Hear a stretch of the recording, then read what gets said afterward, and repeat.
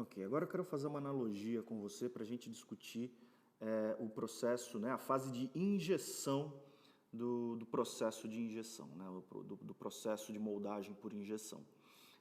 A analogia que eu quero fazer é, eu quero que você compare essa seringa com a unidade de injeção da máquina, né? Então, é bem parecido realmente. A gente tem aqui um atuador hidráulico, que na verdade o que vai fazer o papel de atuador hidráulico é as minhas mãos aqui, são as minhas mãos empurrando esse êmbolo, né?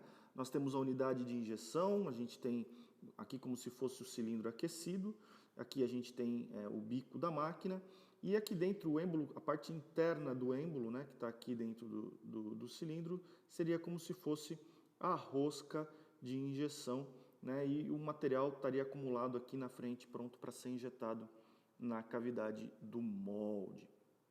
Muito bem. A fase de injeção é a fase onde a rosca ela vai ser movimentada para frente no movimento de pistão. Então, o atuador hidráulico aqui atrás vai empurrar essa rosca para frente, fazendo com que o material que está acumulado aqui no cilindro preencha a cavidade do molde, tá certo?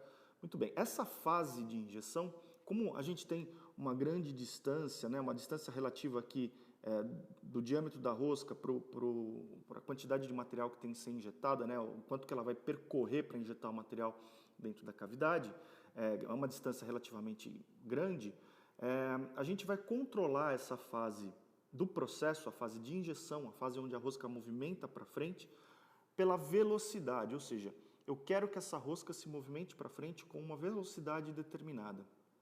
A pressão de injeção nessa fase é uma consequência da resistência a esse movimento de avanço da rosca. Uma vez que o material vai sendo injetado na cavidade, ele vai encontrando uma resistência ao fluxo e vai gerando uma certa pressão de injeção. Então essa pressão é consequência do avanço da rosca. Nessa fase, o que eu controlo é a velocidade. Então a rosca vai avançar numa velocidade constante, uma velocidade que eu determino. A hora que a cavidade está cheia, é como se eu tampasse o bico da máquina, como se eu não conseguisse mais injetar material para dentro do molde. Já está cheio o molde, né? Então sobrou uma quantidade de material aqui e essa quantidade é a que a gente chama de colchão ou almofada. E isso é muito importante para que eu consiga continuar mantendo uma certa pressão dentro da cavidade. É a fase de recalque agora.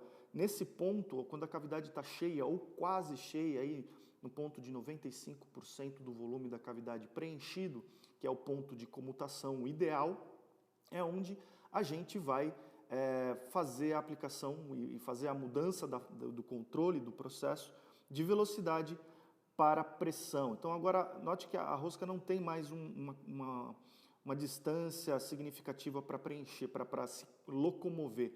Ela vai ficar praticamente parada. A única coisa que ela vai fazer agora é aplicar pressão dentro da cavidade. Como é que eu sei que eu estou aplicando pressão? Se eu remover agora a pressão aqui de trás, a rosca dá um leve retorno. Você percebe que ela tem um leve retorno, porque eu estou aplicando aí uma certa pressão na cavidade. E o que eu estou controlando nessa fase é exatamente a pressão que eu aplico. Eu já não controlo mais a velocidade. A velocidade não tem mais sentido aqui, uma vez que a rosca praticamente não se move. Essa é a fase de recalque, é a fase onde eu controlo a pressão de injeção, a pressão que eu aplico dentro da cavidade. E nessa fase é importante ter uma quantidade de material, uma almofada de material aqui para fazer essa transmissão de pressão. Note que se eu não tenho essa quantidade de material, por mais que eu aplique pressão, eu aplique força aqui atrás, quando eu removo essa força, o êmbolo não retorna. Por quê? Porque eu não estou transmitindo pressão aqui para frente.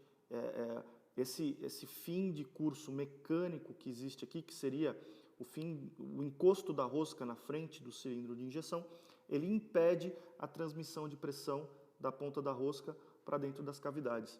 Tá certo? Então é por isso que você precisa ter uma almofada, um colchão de material ao fim da fase de injeção, para que a fase de recalque seja efetiva.